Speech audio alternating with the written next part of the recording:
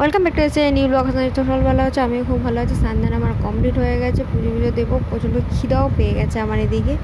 তো এদিকে আমি দেখছি কী যেন বলে না, সরি, পুজো দেওয়া হয়ে গেছে, কার্টুন দেখছিলাম আমি।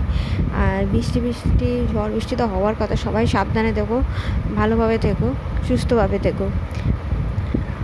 আর এখানে ধূপকাঠিটা জ্বালিয়েছিলাম। অ্যাকচুয়ালি আমি একটা ভিডিও করছিলাম, সেটা আপলোড করব, তোমরা রিলসেই দেখতে পাবে, ফেসবুক রিলস বা ইউটিউবে কোনো একটা জায়গায় তোমরা দেখতে পাবে। লিঙ্ক আমি কী দেবো, আর লিঙ্ক তো দেওয়া হয়, তোমরা তো কেউ দেখছোই না, তোমরা প্লিজ দেখো। লিঙ্ক অ্যাকচুয়ালি দেওয়ার কিছুই নেই, কেন আমি ফেসবুকেটার মধ্যেই ভাবছি করে দেবো প্রথমে, তারপর অন্য কিছুতে করবো। তো আমার ফেসবুকের নাম হলো মানবিকা দে। তো সেখানে তোমরা ঢুকে দেখতেই পাবে। তো চলো খাবারটা আমি বেড়ে নিই, খুব খিদা পেয়েছে। তো ভাত আর ডিমের তরকারি। আর এটা হলো আমার বরের জুতো, ফ্লিপকার্ট থেকে অর্ডার করা আছে। তো চলো বের করে নিই। দেখতে পাচ্ছ খুব ভালো, কম দামে বেশ ভালো কোয়ালিটি। আমি রাত্রেবেলা পারচেস করেছিলাম এটা। এদিকে রাতে ব্যোমকেশ দেখছি। এখন ঘরে সব কাজ গুছিয়ে পরিষ্কার করে নিয়ে, খাট ঠাট পরিষ্কার করে বিছানা তৈরি করা হয়ে গেছে।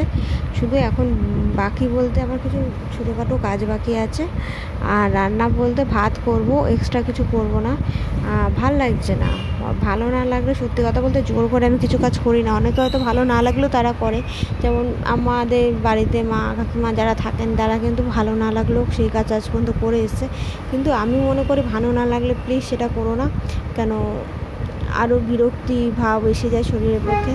তো তাই আমি এসব ছেড়ে দিই, কম করি। তো হালকার উপরে করার চেষ্টা করি, তাতে কেন, যেহেতু সংসারটা আমি করছি, কিছুটা করে রাখতেই লাগে এই জন্য। তো চলো ভিডিওটা এখানে